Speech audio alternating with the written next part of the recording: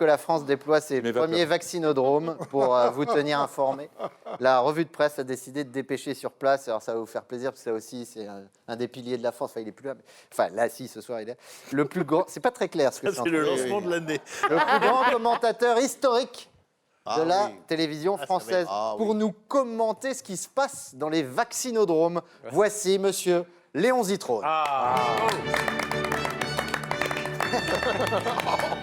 Il y avait longtemps. Il a encore profité. Hein. Mesdames et messieurs, bonsoir. Ici Léon Zitrone en direct du vaccinodrome de Piquet-le-Bon-Trou, où nous allons vivre, grâce aux caméras endoscopiques de Gilbert Largaga, le démarrage de la vaccination de masse à la française. Pour l'instant, tout se passe normalement, puisque suite à un mouvement de grève déclenché par le personnel censé installer les congélateurs qui devraient maintenir les doses à moins 70 degrés, la police a réquisitionné des bacs à glaçons que l'on remplira d'eau dès que les plombiers auront obtenu de l'administration l'autorisation de placer des rondelles non homologuées sur des robinets homologués qui ont été commandés en Pologne et qui n'ont pas encore reçu le visa de sortie du territoire ougandais où ils transitent suite à une erreur d'aiguillage du terminal d'optimisation logistique qui, pour lutter contre les fuites, a décidé de faire voyager les robinets d'un côté et les rondelles de l'autre.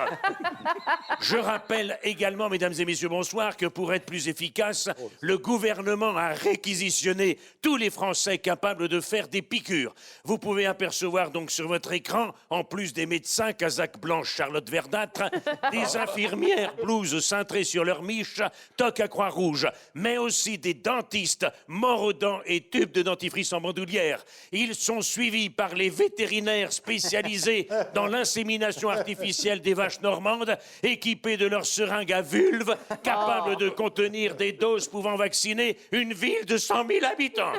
Je vois également, mesdames et messieurs, bonjour, des toxicomanes, kazakhs, drapeaux colombiens, toques jamaïcaines, se rendre eux aussi au départ. C'est stupéfiant. Pour que tout cela soit parfaitement équitable et sur ordre d'Emmanuel Macron, la vaccination se fera par ordre alphabétique, mais en commençant par la lettre M. D'autre part, le vaccin AstraZeneca étant potentiellement dangereux, il sera réservé aux personnes de moins de 55 ans non essentielles, comme les testeurs de déodorant par reniflage d'aisselle, les calibreurs d'évacuation de WC à la turque, ainsi que les perceurs de boutons d'acné intervenant dans les EHPAD. Mais je vois que les malheureux qui attendaient une greffe de la jambe dont l'opération a été déprogrammée pour désengorger les hôpitaux n'ont toujours pas avancé d'1 mètre.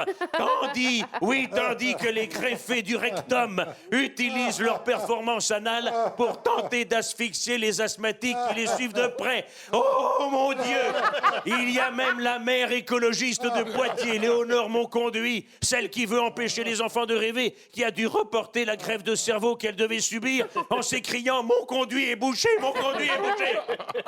Ah, c'est horrible, c'est affreux. Voici qu'un groupe d'islamistes, Kazakh Djellaba Tokchechia, tente de contourner les barrières afin de réclamer des vaccins halal, avec l'appui de jeunes rabbins intégristes qui réclament quant à eux des vaccins cachers.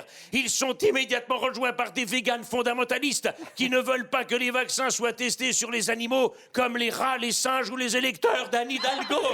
Mais voici que, surgissant du diable Vauvert, Marine Le Pen, déguisée en Indiana Jones, tente de faire passer son père Jean-Marie pour une momie aztèque de cheval évidemment, afin qu'il puisse bénéficier d'une dose pour personnes âgées dépendantes. Immédiatement prévenu, Emmanuel Macron, téléporté par un drone du ministère de la mégalomanie, tente de l'en empêcher en construisant un barrage tel un castor avec sa queue. Oui, avec sa queue immédiatement escaladée par Jean-Luc Mélenchon, qui parvient à y accrocher le drapeau des Insoumis. Mais là, mesdames et messieurs, bonsoir, vous l'avez compris, il ne s'agit plus de la course à l'immunité collective, mais de la course à la présidentielle. Et vu l'état de notre personnel politique, il se peut que les Français soient tellement vaccinés par les conneries de tous ces guignols qu'ils injectent une dose d'abstention si forte qu'elle nous thrombose la Constitution et nous fasse péter la République. Pour éviter que l'on me casse mes lunettes, je suis donc obligé de rendre l'antenne et de partir me réfugier, mesdames et messieurs, bonsoir, immédiatement dans un abri anti-atomique situé à moins de 10 km. C'était un reportage de Léon Zitrone. Les costumes étaient de François Fillon. Les plateaux repas de Pierre-Jean Chalençon. À vous les studios, à vous Cognac Cher. Bravo, Léon Zitrone, Michel Bidoni. Revenez, Michel, revenez. Vous avez le droit de rester. Merci. Vous avez le droit de rester. Merci pour la résurrection. Je vous en prie. Restez avec nous pour la fin de l'émission, Avec Léon. plaisir. Cher Léon.